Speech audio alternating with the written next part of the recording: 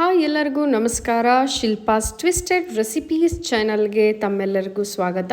ಬರ್ರಿ ಇವತ್ತಿನ ರೆಸಿಪಿ ಏನಂತ ಹೇಳಿ ನೋಡೋಣಂತೆ. ಸೊ ಬರ್ರಿ, ಲೆಫ್ಟ್ ಓವರ್ ಚಿಕನ್ ಗ್ರೇವಿಯಿಂದ ಚಿಕನ್ ಬಿರಿಯಾನಿ ಮಾಡೋಕ್ಕಿಂತ ಮುಂಚೆ ಸಣ್ಣದಾಗಿ ಒಂದು ಮಸಾಲೆನ ರುಬ್ಕೊಂಡು ಬರೋಣಂತ. ಒಂದು ಮಿಕ್ಸಿ ಜಾರ್ ಇಟ್ಕೊಂಡು ಅದಕ್ಕೆ ಒಣ ಮಸಾಲೆ ಹಾಕ್ಕೊಳತ್ತೀನಿ. 2 ಏಲಕ್ಕಿ, ಒಂದು ಸಣ್ಣ ಪೀಸಷ್ಟು ಚಕ್ಕಿ, 4-5 ಕಾಳು ಮೆಣಸು, ಶಹಜೀರ 1 ಪಿಂಚಷ್ಟು ಮತ್ತು 2 ಲವಂಗನ ಹಾಕ್ಕೊಳತ್ತೀನಿ.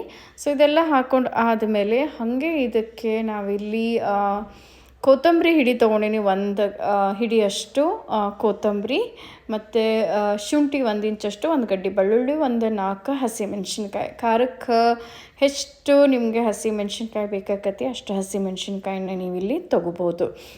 ಸೊ ಈಗ ಇದೆಲ್ಲ ಪದಾರ್ಥನೂ ನಾನು ಮಿಕ್ಸಿ ಜಾರ್ಗೆ ಹಾಕಿ ಇದನ್ನು ತರಿಯಾಗಿ ರುಬ್ಕೊಂಡು ಬರ್ತೇನೆ. ಸೊ ಈಗ ನೋಡಿರಿ, ಒಂದು ಕುಕ್ಕರ್ ಇಟ್ಕೊಂಡಿನಿ ಸ್ಟವ್ ಮೇಲೆ. ಈಗ ಇಷ್ಟು ಚಿಕನ್ ಗ್ರೇವಿ, ನಾನು ಲಾಸ್ಟ್ ಟೈಮ್ ಚಿಕನ್ ಗ್ರೇವಿ ತೋರಿಸಿದ್ದೆಲ್ಲ ಚಿಕನ್ ಸುಕ್ಕ, ಅದು ಉಳಿದಿದ್ದನ್ನು ಯೂಸ್ ಮಾಡಿ ನಾನೀಗ ಬಿರಿಯಾನಿ ಮಾಡತ್ತೀನಿ.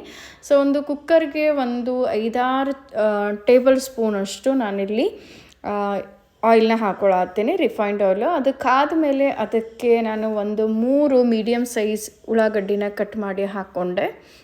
ನೋಡಿರಿ, ಉಳ್ಳಾಗಡ್ಡಿ ಹಾಕ್ಕೊಂಡಾದ್ಮೇಲೆ ಉಳ್ಳಾಗಡ್ಡಿ ಸ್ವಲ್ಪ ಗೋಲ್ಡನ್ ಬ್ರೌನ್ ಬರೋ ಮಟ್ಟ ಇದನ್ನು ಚೆಂದಾಗೆ ಹುರ್ಕೋಬೇಕು.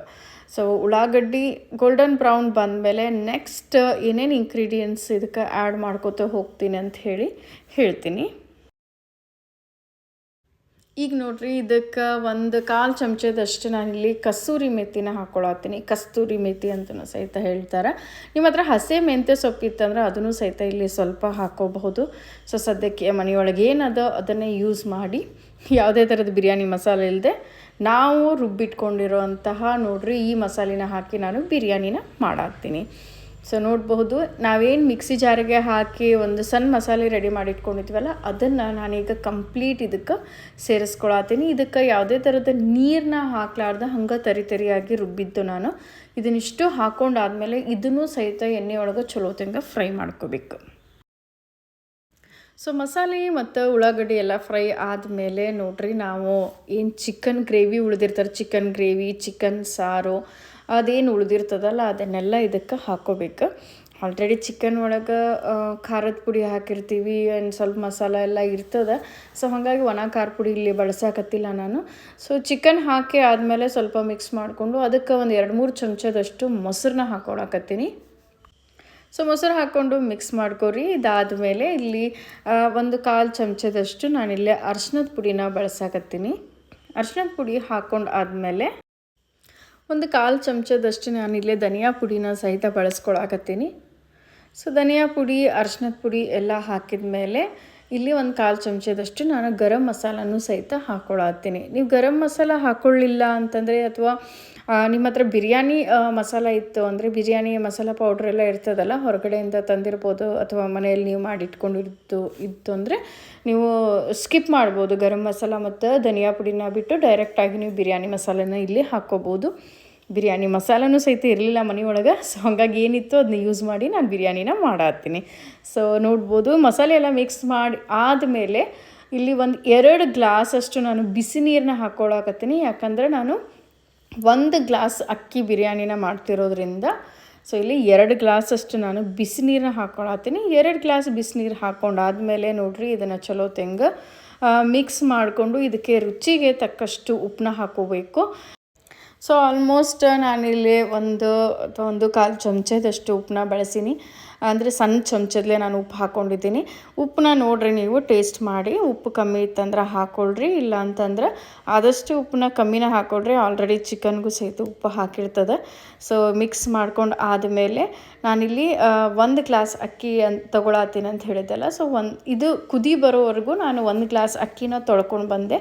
ಸೊ 1 ಗ್ಲಾಸ್ ಅಕ್ಕಿನ ತೊಳೆದು ಇದಕ್ಕೆ ಸೇರಿಸ್ಕೊಳಕತ್ತೀನಿ. ಸೊ ಅಕ್ಕಿ ಎಲ್ಲ ಕಂಪ್ಲೀಟಾಗಿ ತೊಳೆದು ಹಾಕಿದ ನಂತರ ಇನ್ನೊಂದು ಸಲ ಇದನ್ನು ಚಲೋ ತಂಗ ಮಿಕ್ಸ್ ಕೊಡ್ರಿ.